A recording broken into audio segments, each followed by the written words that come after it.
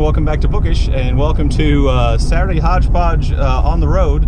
I used to film in my car, truck with some regularity. Back when I was working full-time as a teacher, I just put the clip mount up in my car or truck and I drive to work, which was, about 10 or 15 minute drive most days. I had a really short commute when I was teaching.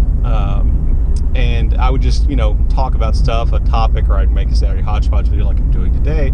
But since I've been retired, I don't really get in the car. I don't have a commute. I did go back to work recently in an incredibly, part-time job where I work, and on average 12 to 14 hours a week spread over 3 days. And that has oddly made me more productive, particularly on my days off, on one of the 4 days off I get every week. I'm sorry, that sounds awful, but on one of the 4 days off I get every week, it's made me a lot more productive. So today, Friday, I have a lot of things that I want to accomplish.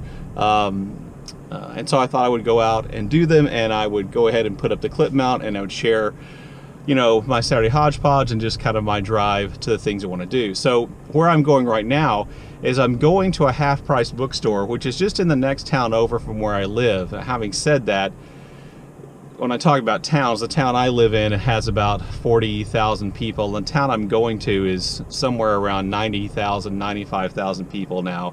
And there are a lot of stoplights, and it's a long drive. The reason I'm going to that half-price bookstore is they have the 2 P.D. James novels that I want to read so that I can make where not to start with P.D. James. You may know that P.D. James is a mystery novelist primarily, and that's where I got involved in reading her stuff because of my mom's. My mom loved to read mysteries, loves to read mysteries, and that's where I kind of got into P.D. James. And I've read a lot of her mysteries, but all of them were like Adam Dalgliesh mysteries. And so right now I'm reading Innocent Blood, which is a mystery novel which is not an Adam Dalgliesh mystery, so that makes it different. I read Children of Men recently, which is her only sci-fi novel, and I want to read 2 more. One of those is Death Comes to Pemberley, which may be where some of you around Jane Austen July have run into P.D. James. And then there's another detective series she started where her detective is a woman, and the first one of those is called An Unsuitable Job for a Woman. And I just found out the half-price books in this neighboring town that I'm going to has a copy of both of those for a really good price. So I'm headed over there to do that.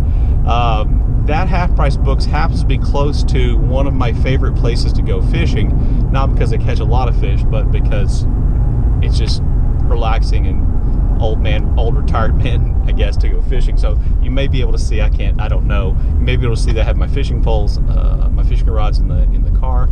So I'm going to go over there and go fishing, and I have a library book to return, and I may get up to other stuff. But Hodgepodge-wise, there are several topics I want to talk about that don't have anything to do with that.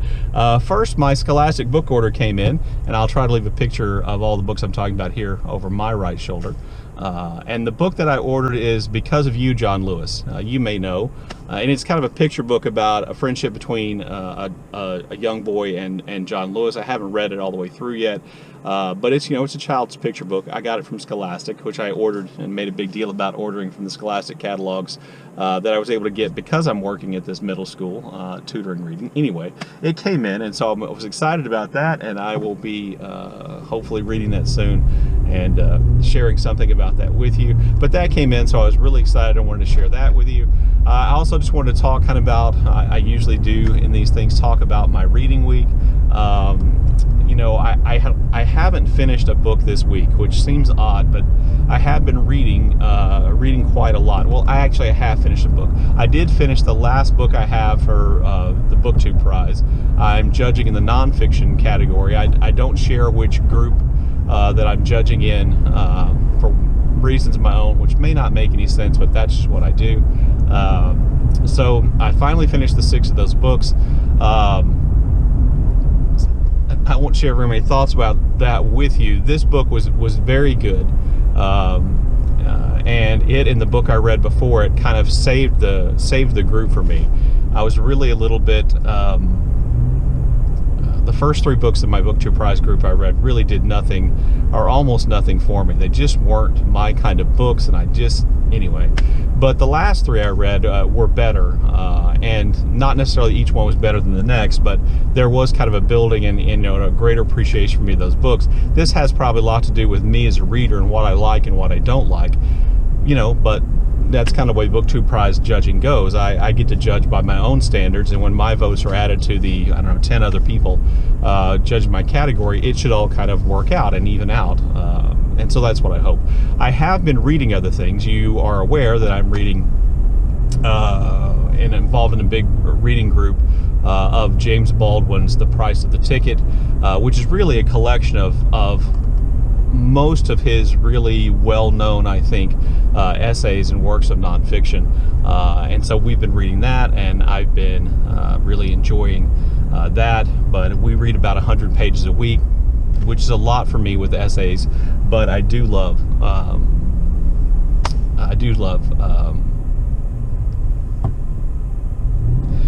James Baldwin, old man brain. I do love James Baldwin, so it's been really great, and the group is great. I also have been buddy reading my second Agatha Christie novel, and that's Endless Night. I've been doing a buddy read of that with Marilyn Maya Mendoza, the baby boomer booktuber, and that's just been great. She left me a message this morning. I'll leave her one this afternoon. We are about two-thirds of the way through the book, I think is kind of where we are. Maybe I should say we're 3/5 of the way through the book to get my fraction right, and I'm just really enjoying it, really enjoying hearing from, talking to Maya about this. She's read a lot of Agatha Christie, and I haven't, and she has all kinds of great insights about Christie as an author, and we kind of share an opinion about mysteries where we're not necessarily obsessed with the idea of us figuring out who did it. We're kind of both willing to just be, I think as she put, swept along and just go along with the story and kind of appreciate it for what it is. That doesn't mean that we don't have theories, don't develop ideas. It just means it's not the primary reason that I'm reading, and that's been really enjoyable. And then, since I started this off, I think, talking about P.D. James, I'm also reading P.D. James' mystery novel, which is not associated with either one of her detectives, and that is Innocent Blood, and I'm about a third of the way through that, so I should finish that. And I'm hoping to get to Chester Himes' one of his Harlem detective stories, either Real Cool Killers or Rage in Harlem, this week also. Those books are relatively short. So that's kind of what I'm reading. One of the things I also like to do, though, is I like to listen to audiobooks in the car, but I don't, for whatever reason, I don't enjoy paying for audiobooks. This doesn't make any sense. There's no logic to it. And so I get my audiobooks, as I've said many times on my channel, I get my audiobooks through LibriVox, which is a free audiobook service is available online, and they have an app, and all the books they have are in the public domain. So they're all books that in the United States were published, more than 75 years ago, I think. And what I've been listening to recently is I've been listening to the Gospels and maybe thinking about listening to the entire New Testament. If you follow my channel at all, or you know anything, I'm not a religious person. I consider myself, I might call myself a Christian in the sense that I think the teachings of Christ are a good way to live one's life, but I really do not care for the way in which Christianity is practiced by Protestant Christian churches in the United States, and I just have a feeling, or my belief is that that's not really essentially what Christianity is about anyway. But in the Canterbury Tales tag, one of the questions, by the way, that tag was created by AJ Dunn.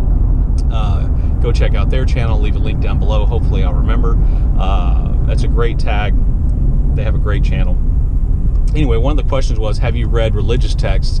And I have read the Bible. I grew up in an incredibly conservative, I guess I would call it a fundamentalist Christian church, which I left as soon as I was able to kind of leave church. Not that I was held, it wasn't a cult or anything like that, but as soon as I was an adult able to say, I don't want to go to church, I'm not going to go, I stopped going. But one of the great things I think about that religious experience, if I can say something positive about it, is that it really was grounded in the Bible, even though I disagree with a lot of the interpretations of those churches and others of what the Bible says and what we're supposed to do and whether or not they're rules. It really is grounded in the Bible, and so reading the Bible was one of those things we just kind of did. And all of our sermons, all the preacher sermons that I can remember, were very heavily textually based on the Bible. So I feel really grounded in Christianity and in the stories in the Bible. There are very few stories in the New Testament that I am not aware of. Very few parables that I haven't heard a lesson taught on.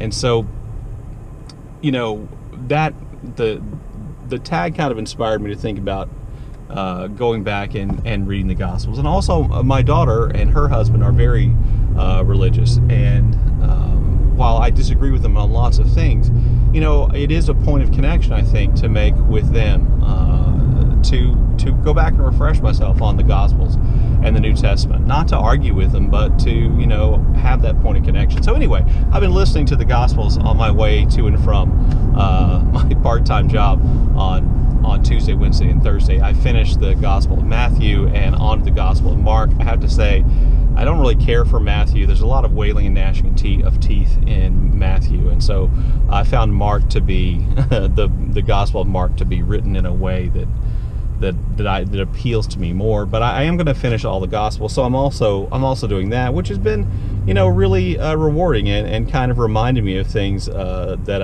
I knew at one time.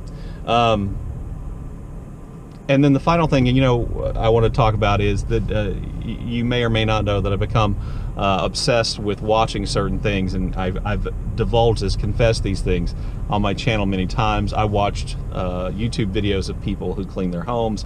I watched YouTube videos of people who live on narrow boats. I watch YouTube videos of train trips in Norway and Switzerland and places like that. I watch YouTube videos of people who ride buses around London, YouTube videos of people who walk around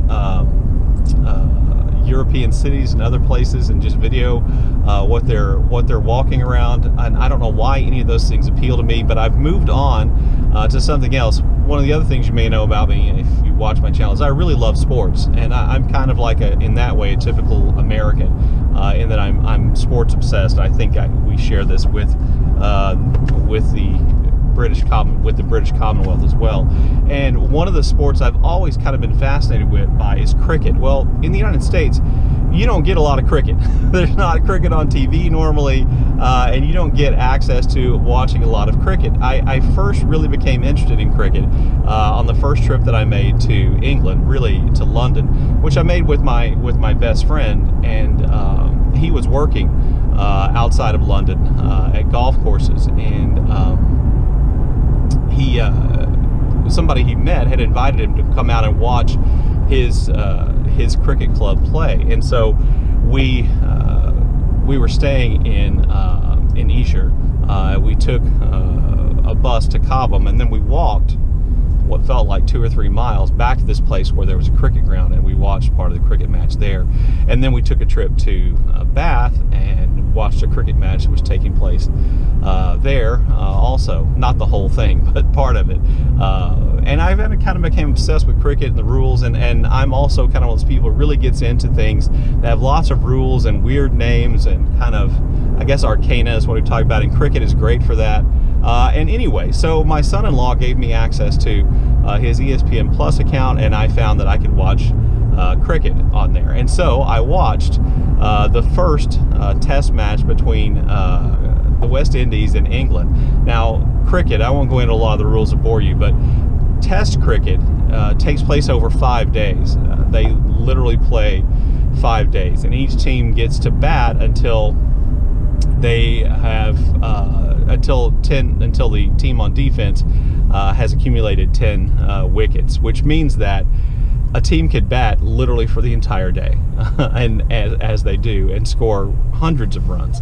And so a day of test cricket is somewhere around 5.5 hours of playing, or maybe 6 hours of playing, and it's somewhere around 7.5 to 8 hours of viewing.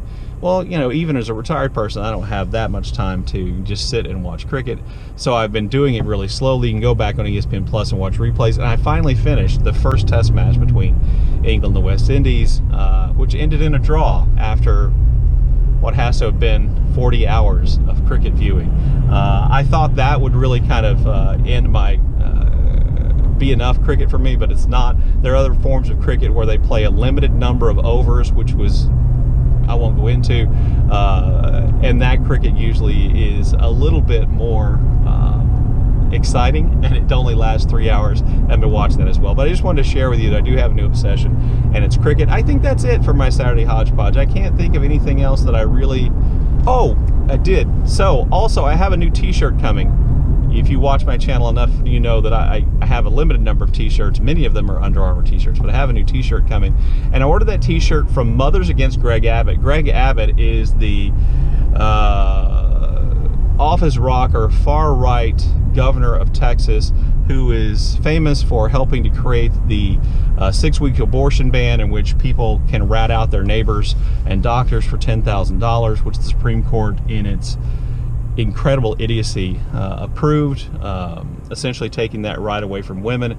He is also the person who has attempted to put in place a rule that allows parents of trans kids to be investigated for child abuse, for trying to help their trans kid, and to offer, support to their trans kids, and to force teachers and schools to out trans kids, their parents. Just nightmarishly right-wing Nazi type stuff. Anyway, Mothers Against Greg Abbott's come out with a new t-shirt based on the old Texas flag, which says "Come and Take It," which I did a video, or talked about this in a video. But that flag was an important flag in the battle for Texas independence, which I won't go into.